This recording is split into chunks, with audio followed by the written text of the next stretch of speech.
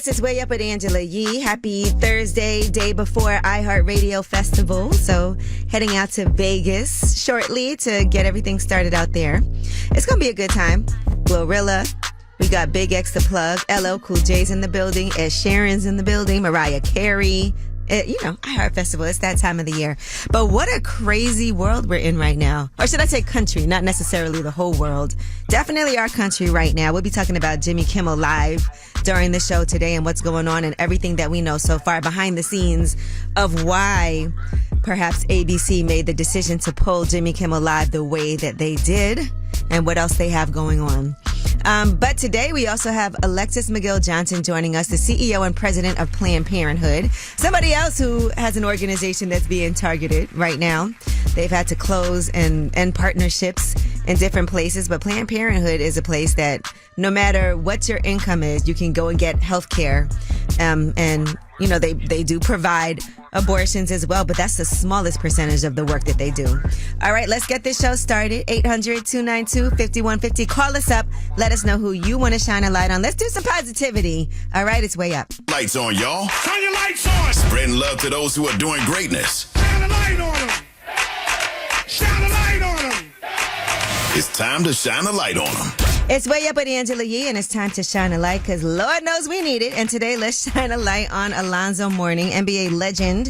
He built a $37 million senior living complex in Florida. And this is a new 120-unit affordable housing community for seniors.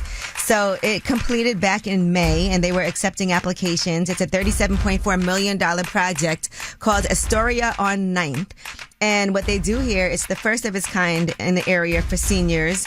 It actually, the rent rates are a lot lower than the local average. It's between $322 to $1,300 per month. You have to be at least 62 years old to qualify, and you have to meet the threshold to be considered low income or below. And you can pay, just imagine that, you can pay as little as $322. The other thing that they have is a club room, a cyber cafe with a catering kitchen and bar, a fitness center, surface parking, a dog park. They also help you with adult literacy training. They have assistance with grocery shopping, laundry, and housekeeping as well.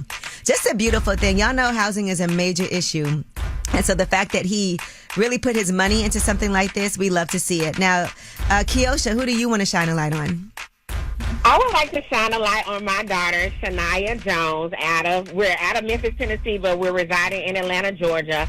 We moved here while she was pregnant out of high school. She currently has a baby about to be 1, and she's in college, and she juggles 2 jobs, and I am so proud of her. She's doing an amazing job. She's doing what people try to tell you can't do. You know what I'm saying? Yes. When your daughter's like 20, your granddaughter's like 20 years old, her mom's still going to be a young, cool, hip mom hanging out with her kid. Just like me. Just I'm like 38. you. All right, Grandma. Thanks for calling. Thank you. That was Shine a Light, 800-292-5150. Just in case you couldn't get through, you could leave a message and shine a light that way. And when we come back, let's talk about Jimmy Kimmel Live in the Yee Tea. We'll tell you what we know so far about his show getting pulled off of ABC and what might be happening behind the scenes with an attempted merger, which is why they had to make it happen. It's Way Up. They say it's truth in the rumors. From industry shade to all the gossip, Angela's spilling that Yee tea. All right, it's Way Up with Angela Yee. I'm here. Dan, my producer's here. What's up, Ange? And we are just really having conversations about this whole Jimmy Kimmel Live situation. Now, his show has been dropped indefinitely from ABC, and they're saying it's over these comments that he made on the show. And I want to play these for you because I think a lot of people may not have even bothered to listen, but he did not say nothing bad. Listen to this. We hit some new lows over the weekend with the MAGA gang desperately trying to characterize this kid who murdered Charlie Kirk as anything other than one of them and doing everything they can to score political points from. Now, that, mind you, that's not a shot at Charlie Kirk. That's about the MAGA people who are trying to act like it has nothing to do with them. Should he have said allegedly? Well, do we know for sure? What? That he was part of MAGA gang? Well, he's just saying they're trying to separate themselves from this person. He's not saying he is a MAGA gang, but he's saying they're doing everything they can to make it seem like, oh, he was dating a trans. Oh, he had turned Democratic. They were doing all of this. You don't know that. I don't know where these references are coming in. So he's not definitely saying what what he was, but what he is saying is they're trying to distance themselves. Now, here's what else he had to say, and this was a joke about Donald Trump. You can see how hard the president is taking this. My condolences on the loss of your friend Charlie Kirk. May I ask, sir, personally, how are you holding up over the last day and a half, sir? I think very good. And by the way, right there, you see all the trucks? They've just started construction of the new ballroom for the White House, and it's going to be a beauty. He's at the fourth stage of grief, construction. And that is true. We were commenting on that. You're supposed to be so, and I think we said this behind the scenes yesterday. He's supposed to be so torn up over his friend's death, and then he doesn't seem like... His written statement after the shooting was the polar opposite as his verbal statement. Right. And, and by the way, in the wake of everything that happened, Jimmy Kimmel did go on social media and condemn shooting and killing a person. Right. So I do want to point that out also. I don't think anything that he said. Yeah. But let's dig a little deeper into what possibly is going on behind the scenes, because apparently there is Nexstar Media Group, which is the largest local TV broadcasting and digital media company in the U.S. that owns and operates over 200 stations in 116 markets.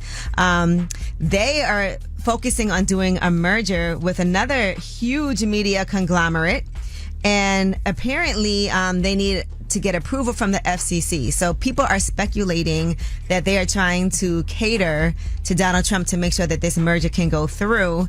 And here is what Kara Swisher had to say about all of this as she was talking to Anderson Cooper. Brendan Carr is rather thirsty for attention. That's one thing, and it's unbecoming a public official. But that's nothing new for him. This is what he does.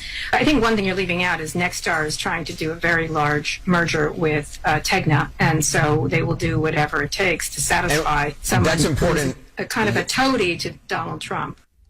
All right, so that's important because that is a merger that's valued at $6.2 billion, requires the approval of the FCC, and they would also have to loosen ownership regulations that have been longstanding, like barring a single entity from owning TV stations that together reach over 39% of American households. Also, guidelines on the total number of stations that can be owned in a single market, because that is kind of like a monopoly. And so some people are saying that they believe that this is why it's happening. The other thing that they want is for Jimmy Kimmel to make a sizable donation and an apology to the family of Charlie Kirk. And I don't believe that he said anything that warrants that.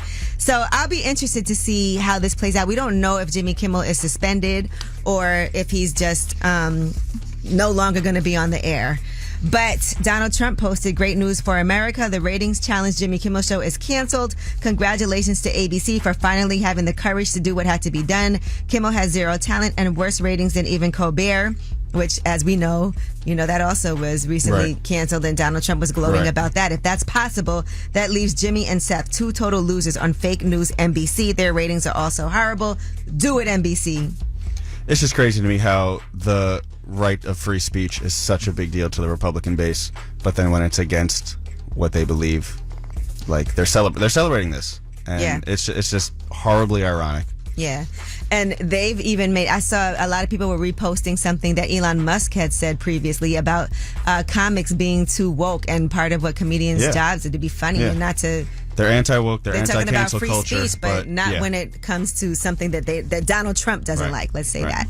All right, well, that is your Yeetie. When we come back, we have About Last Night, where we discuss what we did last night. Shout out to Tiny. I showed you my nails are cute. I got my nails done, finally. But we'll talk about it. It's way up. So, about last night. Here's how it went down. All right, it's Way Up with Angela Yee, and it's time for About Last Night. Now, last night, I definitely went and got my nails done. What I enjoy about this experience, though, and shout out to Tiny.Luxury. She does an amazing job. I sometimes just look at her page for inspiration. Don't my nails look cute, Dan? Yeah, they were jacked up. They were, yeah. It took a while.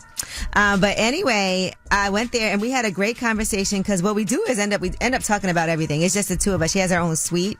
So when you're in there, it's like very private. It's just you. And so we were talking about this whole Jimmy Kimmel thing, and we were talking about just sometimes being let go from some place can be a blessing. A lot of us stay at jobs too long. We hate our job. We keep on talking about how I can't stand it, but we get so comfortable. And I thought about how when Joyanne Reed was guest hosting here on Monday, we had a similar conversation about her getting let go from MSNBC. Remember this? Charlie Kirk attacked me. But if I had been at MSNBC in this moment, I wouldn't have been able to even report that he had ever attacked me, including his attacks on Michelle Obama, his attacks on Ketanji Brown Jackson. What I'm relieved about is not being in that corporate environment where they were literally sent a memo essentially saying if they said anything about Charlie Kirk other than that he was a good family man who loved to debate and loved his children, they would be fired like Matthew Dowd, who is a conservative contributor, was fired. Well, to her point, we see what's happening. And just for reference, the remarks that she's talking about is when Charlie Kirk was saying that they took a slot from somebody who was qualified to be at Harvard. Like they didn't deserve a white man. Yeah, slot. A white man slot. Which is a crazy thing to say. Like black women can't be smart and deserving and get into Harvard. Like ridiculous. But anyway, so for her, we were having a conversation about how her starting her own thing, the Joy Reid Show, has been a blessing for her, not something that she probably would have done because she was so comfortable.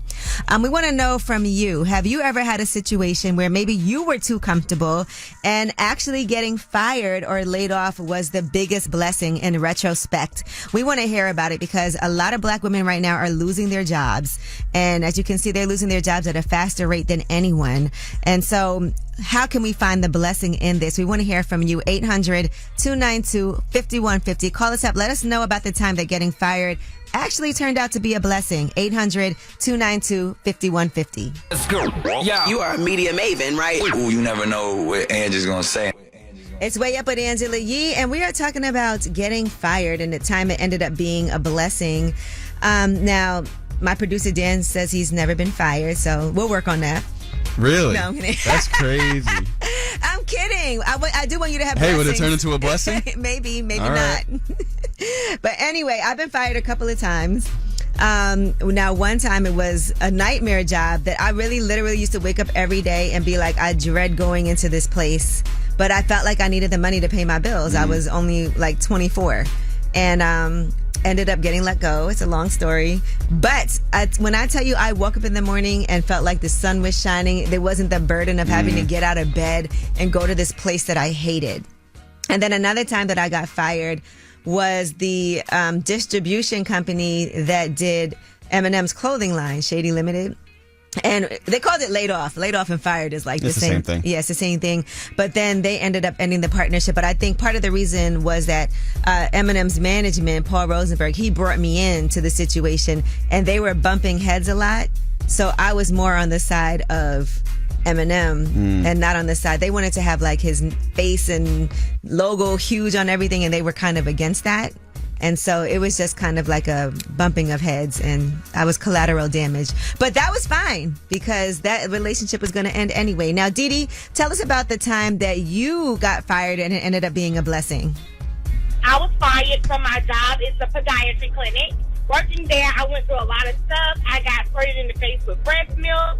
I had to change locations.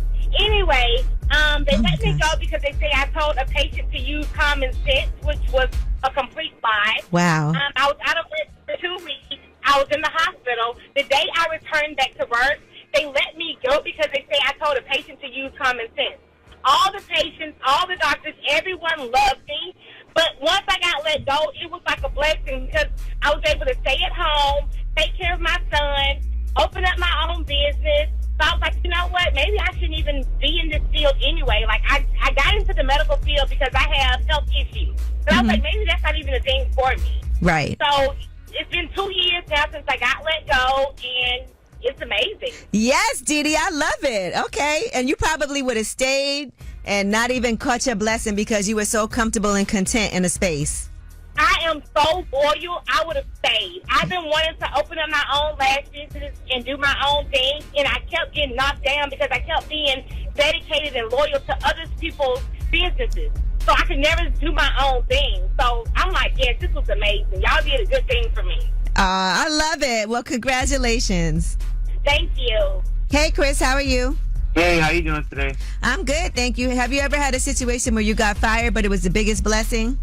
Oh, yes, definitely. So I used to work for a company. It was a delivery service company. I was there for about 7 years. It was the top pay in the industry at the time, so I kind of felt like I was stuck there. You know, I was looking, but no other job was offering what I was getting. I was miserable. My personal life was bad. My relationship with my wife was rocky. My daughter was growing up. I wasn't even getting to spend the time with her, and I was just not in a good place. And luckily for me, one day I got fired, and that firing just turned my life completely around. Me and my wife are amazing now. I'm able to drop my daughter off at school and pick her up. I'm able to help her with homework. I'm just such in a way better place ever since getting fired. And when it happens, we be so like, because it just feels bad, like rejection, and it's embarrassing. Yeah, no, but once you get past that, Yep. thank you so much for calling. I appreciate it. All right, have a nice day. You too. All right. Well, you guys, thanks for calling in 800-292-5150. You can always leave a message for last word.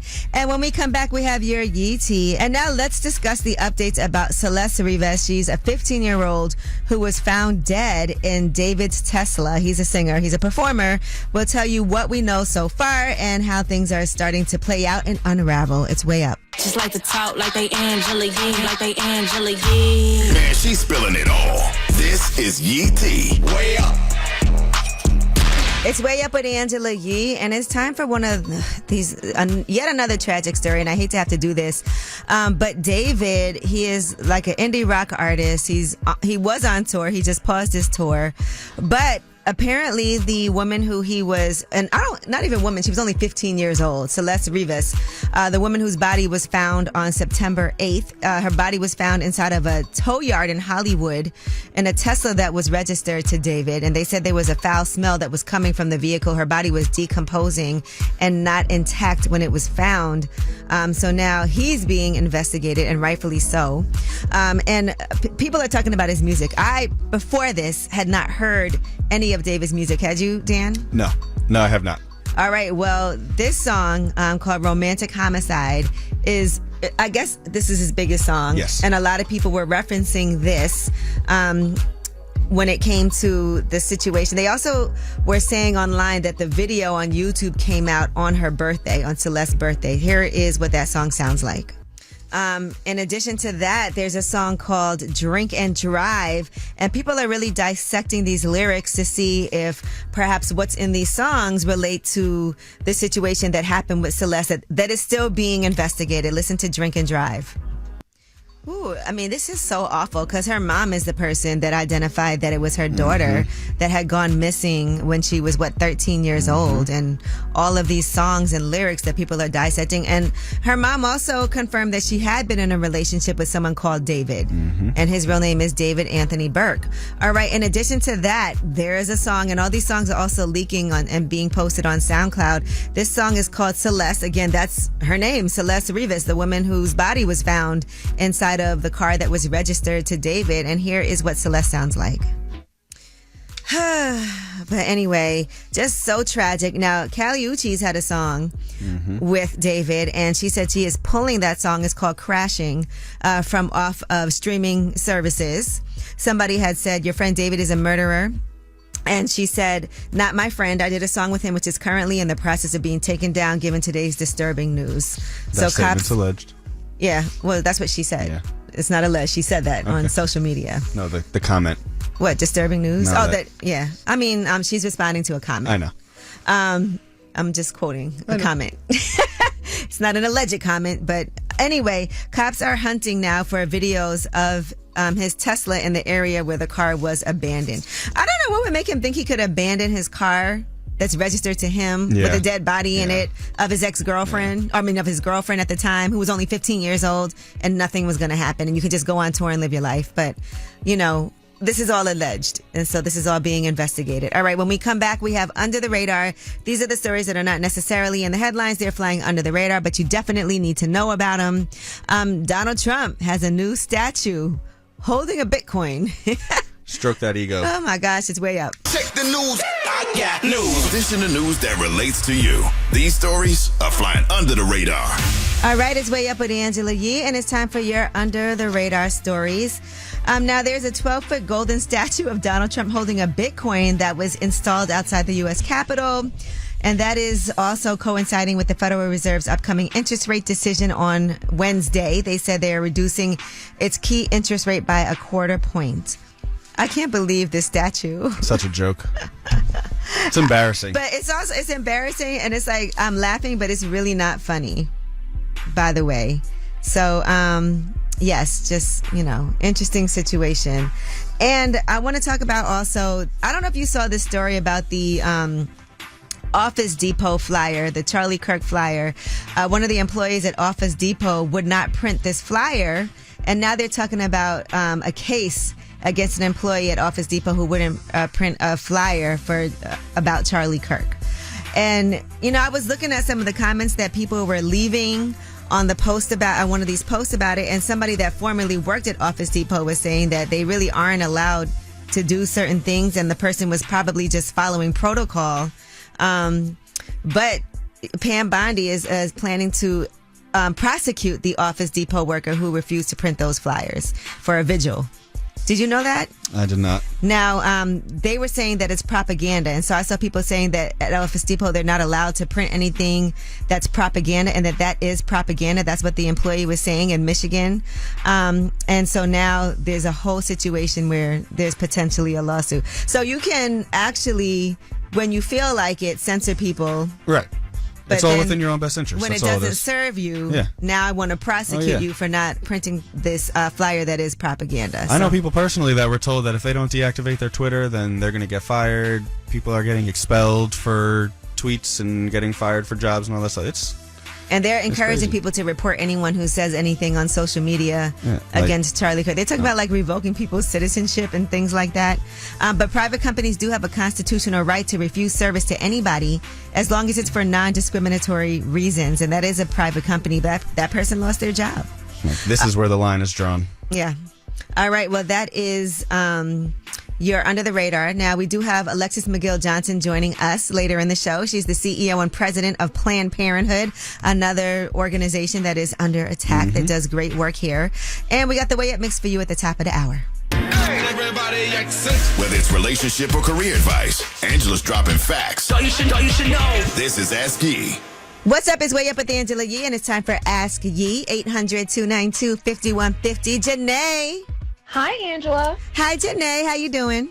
I'm good. Dealing with a friend issue. Okay, talk to me. So I posted something in my story about women taking men back after they cheat, basically saying that they're dumb. And she thinks that I was throwing a sub at her because she recently took her ex back after he cheated on her.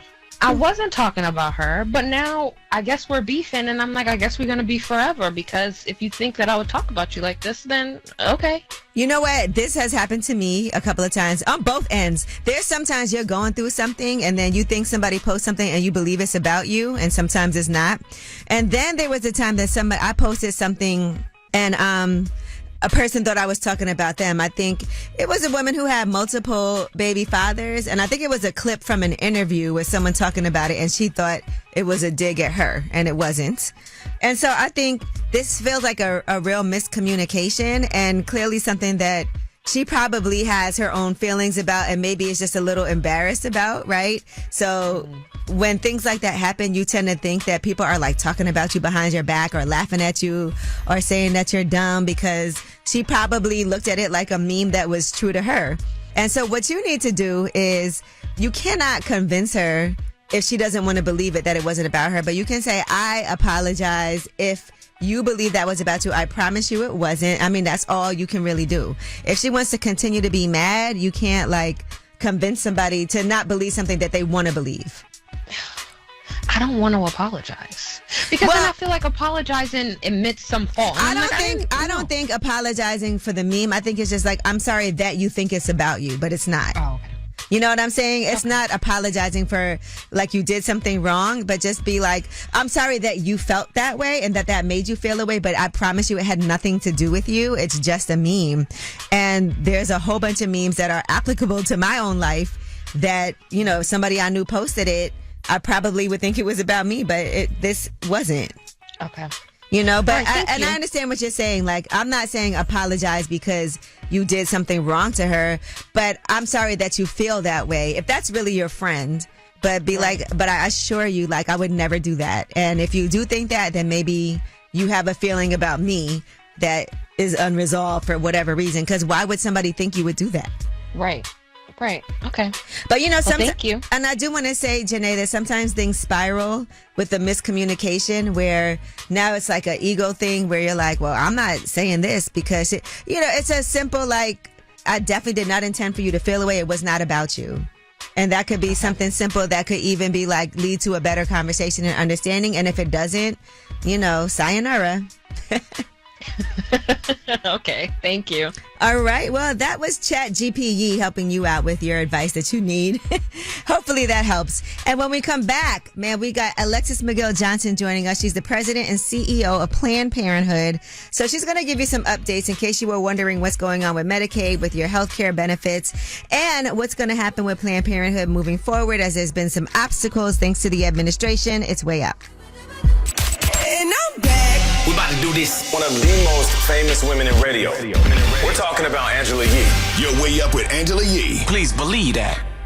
What's up? It's Way Up with Angela Yee, and I am so glad you're here today. We have Alexis McGill Johnson, the president and CEO of Planned Parenthood Action Fund. Thank you so much for joining me today. Thank you for having me, Angela. It's good to be here. Man, when I tell you Planned Parenthood is under attack, I mean, there is just so much going on from news even last week that broke. Alexis, I also think it's important, and I know we always talk about this, but we just have to set the groundwork for Planned Parenthood because I think people just equate like Planned Parenthood is just where you go to get an abortion. And that is definitely not all of the work that Planned Parenthood does. There's so many other services that you guys offer. So can we just break that down for people listening first and foremost? Absolutely. It is. And thank you for starting with that question because people do need to understand what Planned Parenthood health centers across this country deliver in terms of care.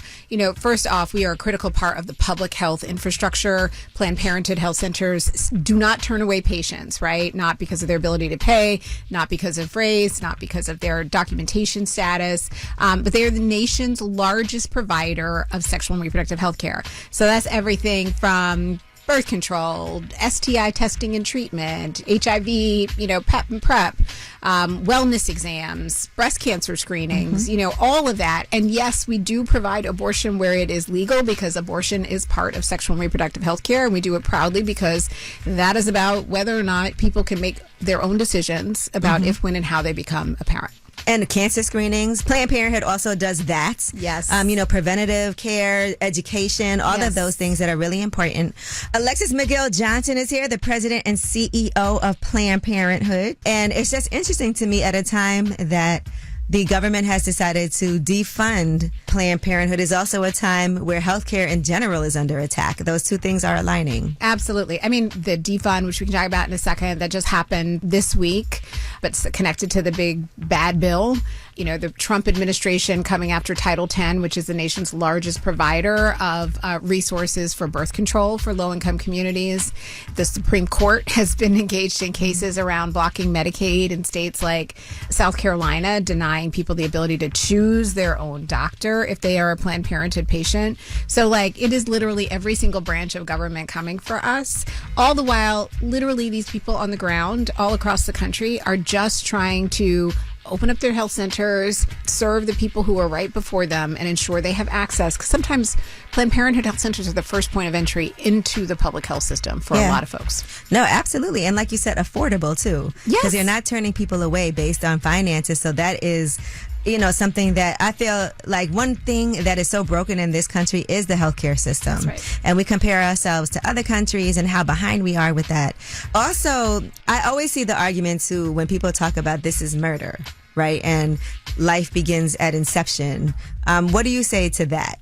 I say you have a right to believe your own beliefs, right? You don't have a right to impose them on me. I do not believe that. I believe that people get to make a decision about if, when, how they become a parent. And the government's job is to ensure that people have that ability to do that, not to be imposed by someone's religious beliefs on your own decisions. Why is this such a big deal for them? Because it's not about healthcare. It's not about saving women. It's literally about control. And one of the fastest ways to expedite power and control is to control women's bodies. We've seen that in every government where there has been a backslide in our democracy.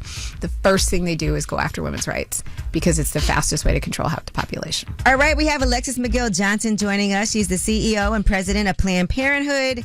There's been a lot of things happening with the Supreme Court and with this administration trying to make sure that healthcare is not accessible through this channel. We have more when we come back. It's Way Up. We about to do this. Yeah. Yo. More Way Up with Angela Yee on now. You know who it is. You know who it is. What's up? It's Way Up with Angela Yee, and we have the president and CEO of Planned Parenthood with us, Alexis McGill Johnson. Abortion did not used to be something that Republicans were so against, and it feels like now that's a talking point. I think they're pro-power. I think they're pro-control over our bodies. But the reality is, sexual and reproductive health care was a bipartisan issue. Some of our health centers across the country were founded by, Republican leaders and supported by many prominent Republican names that, family names that now. The reality is in the 80s and 90s, there was a group of folks who were not actually active in the political process, the evangelical community. Republicans had lost a few elections in a row, federal elections, and they were trying to figure out what communities were not voting. And they realized this group was really just not that active. So they went and tried to get them active, see what they cared about. You know what they cared about? You know what they wanted to run on? What? Segregation. Then they were like, oh, okay, maybe that's not the way we... That's not a good look, right? But what else is of interest to you? And they started talking about abortion, ending abortion, access to care. And so the alignment between a movement that was, really grounded in, racism and white supremacy now being aligned with, actively opposing abortion bans and restrictions. And, in some ways, we know these are also the same bans and restrictions that impact Black women, brown women, low-income communities, and rural communities, white women who are also being impacted by this as well. Alexis McGill Johnson is here, the president and CEO of Planned Parenthood. And let's talk about why is it that Black women, brown women, lower income families are affected the most? So we know that Black women are 3 to 4 times more likely to die after childbirth or during pregnancy. Yeah, Black maternal health care has been a huge issue that I feel like people are shedding some light on now. But then to say, oh, you can't choose your own doctor. That's right. Yeah. That's right. And then you take something like this defund bill. So obviously July 4th, Congress passed and President Trump signed their big, beautiful bill, which I've been calling big, bad betrayal of a bill, which cut Medicaid for so many people in need, right? Medicaid is our largest insurance provider for low-income folks. For Planned Parenthood, the defund was immediate. So that means that half of all of our patients are Medicaid patients. And it means that they could no longer come to a Planned Parenthood with their insurance dollars. And for Planned Parenthood, it means that we could not get reimbursed for the services that we provide, just like every other provider. So unlike the bigger Medicaid cuts, which go into effect in 2027, conveniently after the midterms, we had to sue to get an injunction. I remember you said, see you in court. Yeah. I feel like this, I'm always ready. Yeah. And we sued based on, essentially our First Amendment rights, right? Like they came after us because of our belief that people's bodies should be their own, and they withdrew resources from that.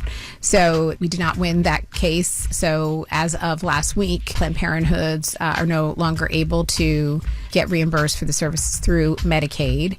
It's technically a 1-year defund.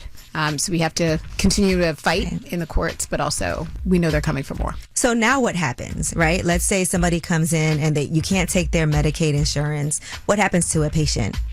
So there are a number of states across the country that are going to step in. They understand that their communities depend on their constituents having access to Planned Parenthood, right? So states like New York, states like California have been in conversations with our Planned Parenthood affiliate members there about backfilling some of those resources. So again, it's a 1-year defund for right now. So we've been able to pull together some resources from our state and local governments to help support some of our health centers. But there's no way to cover all of it. All right, we have Alexis McGill Johnson joining us. She's the CEO and president of Planned Parenthood. We have more when we come back. It's Way Up. It's what y'all been waiting for. You're tapped in to Way Up with Angela Yee. What's up? It's Way Up with Angela Yee, and we have the president and CEO of Planned Parenthood with us, Alexis McGill Johnson. What would you say to people who are listening right now? I recently just went and got like my full exam, but I have been putting it off for so long. Just time, like I don't have time, you know, and I need to go get my mammogram and I need to do all of these things that I haven't done. So I'm trying to schedule things. But what would you say to somebody who's listening right now and they're like, I don't know what to do. I feel like I kind of need to go to the doctor, but it's so much trouble. I don't have health care. Like whatever their issues are, and they're listening and they're like, dang, I can't even, I don't know how much it's going to cost when I go to the doctor. I don't know what healthcare provider I can go see. Like I'm just so confused of rights that I had that are now taken away. And what would you tell them? Like where are some resources? How can they get started in making sure that they're doing what they need to do to take care of themselves? Because like you said, a lot of people will be like, I'm just not even going to deal with this at all. I'm not going to deal with it. But you know what? The first thing you can do, you can come to a Planned Parenthood health center. You can get excellent, high quality, trusted care for all your sexual reproductive health care needs, including the men too. We got you too. I think it is so important to ensure that we are keeping regular wellness exams. I can't tell you how many of my friends, particularly during COVID, during that year, when they were being laid off or furloughed or they weren't sure where their health insurance would take them, and they came back to Planned Parenthood for their wellness exam. So I think a lot of times people think it is just a like from high school to your 20s, but the reality is we're here for you through your journeys. Yes. The second thing is I would say that for all of the care that we need and want, we also have to fight for it, right? I think that's what these last few years have really shown us in great detail, that nothing is ever settled, that if you care about reproductive freedom, if you care about freedom in general, it is so important that we show up in this moment collectively to engage, to vote, to kind of call your policymakers and say, you know, this is what you want to see. That's actually how power is taken back, like bit by bit. And then the last thing I would say is that you mentioned it, you know, like we have to be thinking about this in a long term. Like this is not just a what do we do today? You know, they had a long time, you know, term plan to like defund Planned Parenthood, to overturn Roe. And we have to be thinking in the same long-term strategies of where do we need to be in the next 15 years?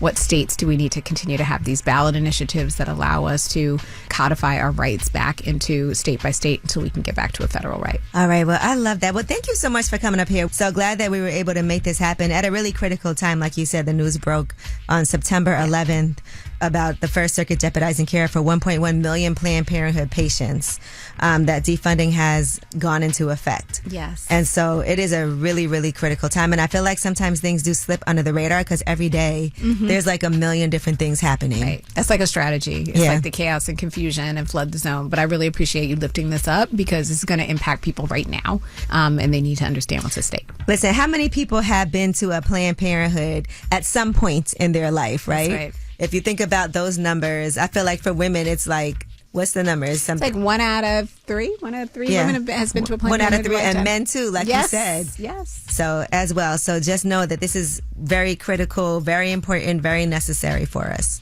Thank you, Angela, for covering it as well. Thank you. Alexis McGill Johnson. She is the president and CEO of Planned Parenthood. Love that you came up here. Thank you. You can watch that full, very informative interview with Alexis McGill Johnson on my YouTube channel, Way Up With Yee.